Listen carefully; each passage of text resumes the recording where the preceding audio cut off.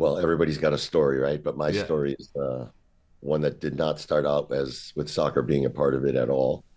I grew up in Western New York, just outside of Buffalo, New York. And in Buffalo, we have the Buffalo Bills and the Buffalo Sabres. When I was really young, we had the Buffalo Braves basketball team in the NBA. That didn't last till I was about 7 years old, I think. So, but the sports I played, especially in Buffalo, were hockey.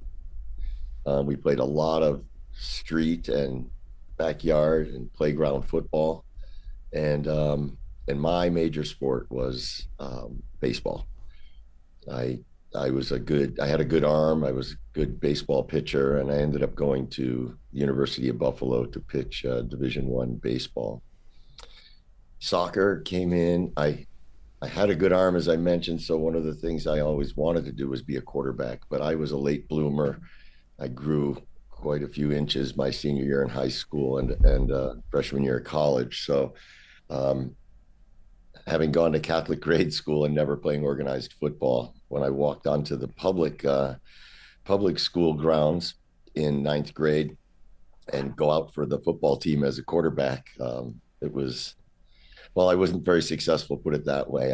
I didn't play one single down my freshman year, and I was on the freshman football team. And so the next year, well, my parents were old school as well. And they're like, if you sign up for something, you're going to finish it. So I finished the season. I put the pads on every day. I never played. I was like, all right, next year I'm going to try something different. So I walked onto the soccer team and the tryouts in my sophomore year. And, who wants to be a forward? Everybody goes there. Who's a defender? Who's a midfielder? I really wasn't sure what a midfielder was. And I was the last one standing there, and they didn't have a goalie. So that's how my soccer career started. And I actually saw my high school coach. I was inducted into the Greater Buffalo Sports Hall of Fame in November.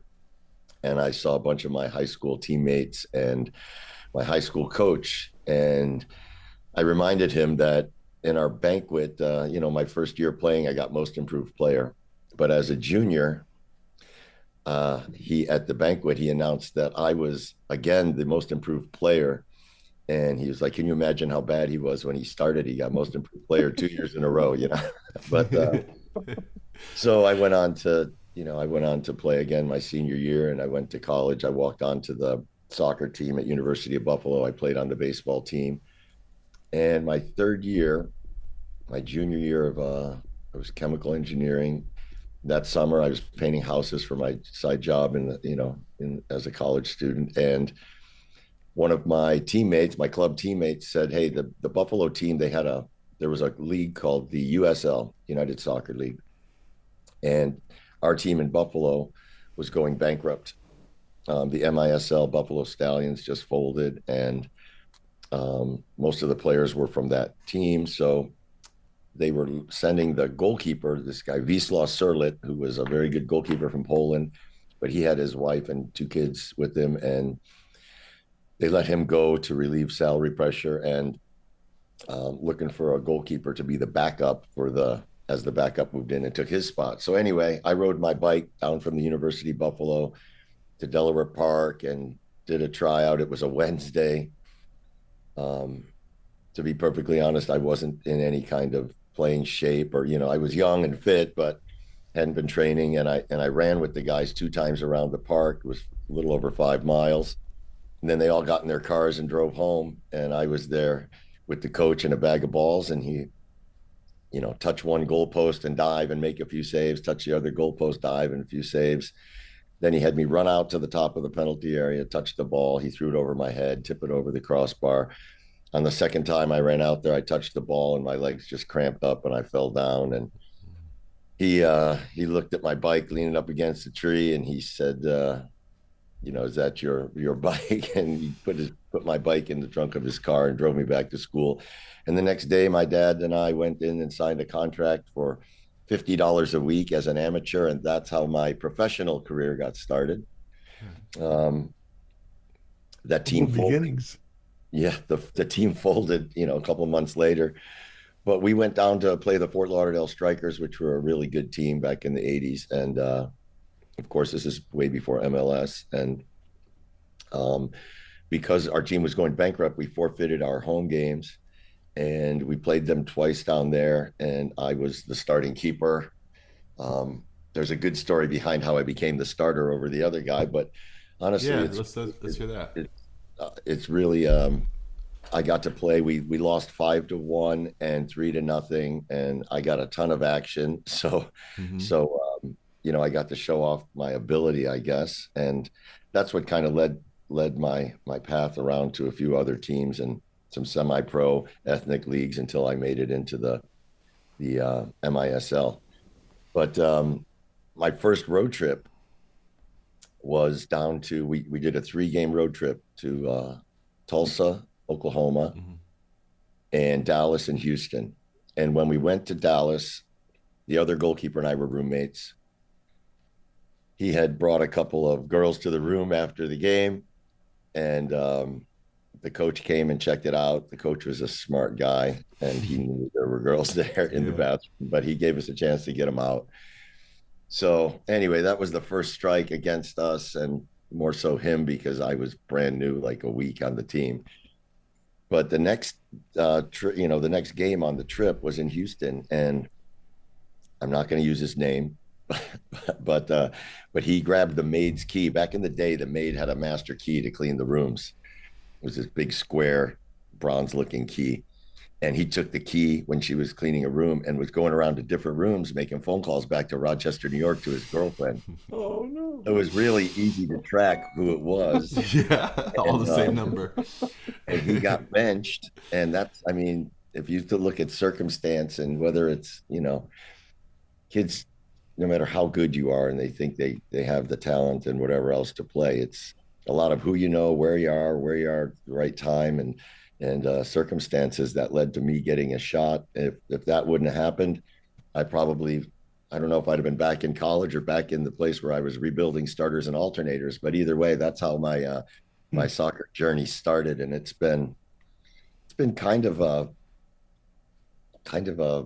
I don't know, a really winding, how about a long strange trip, as Jerry Garcia would say. It was Yeah, you have your hands in everything in a lot of different directions. All different things. Are you still working with the U.S. national team or the oh, futsal team? Or is that that's over?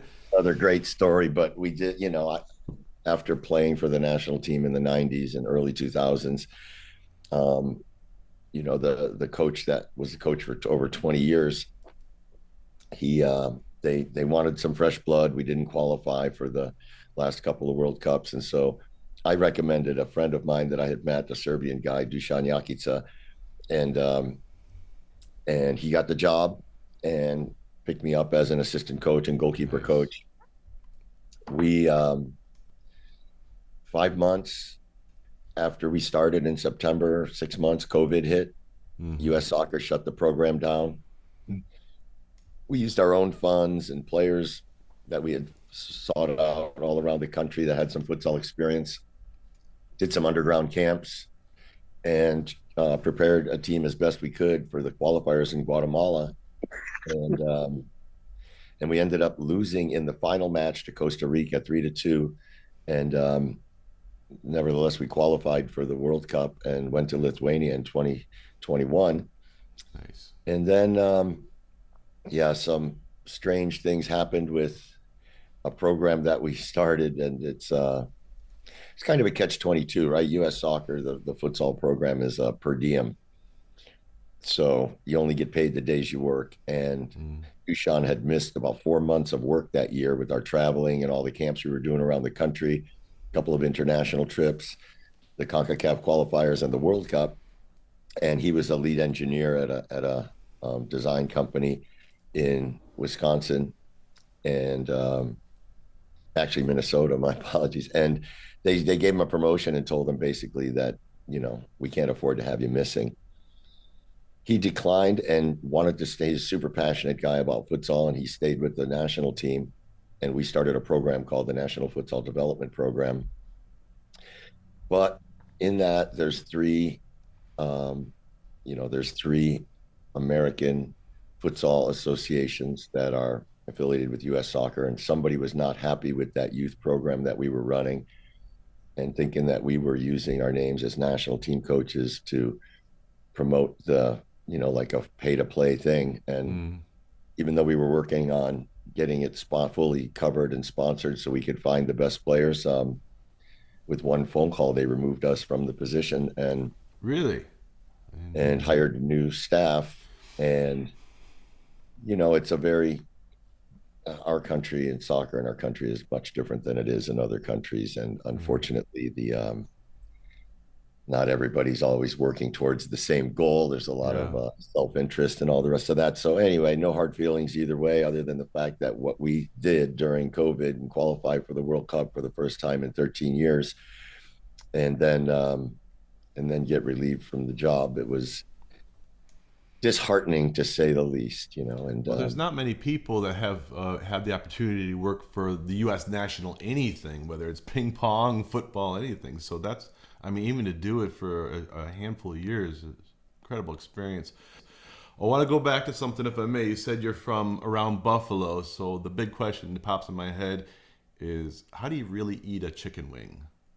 Buffalo chicken wing. You guys got to know. I mean, it's important because I can't eat them. I just it's Oh, bugging me until we here's get past this. I can't move I on to got the more the important perfect things. technique. That was Let's- burning on my brain too. All right, so, so, so I get first off, drummies only because I can't eat the darn wings. All right, you got to know how to do it. So tell me. first off, there's no such thing as ranch, right? It's blue Okay, cheese. it's blue cheese. Yes, I If got you're that eating one down. buffalo wings, you just got to eat it with blue cheese. Yeah.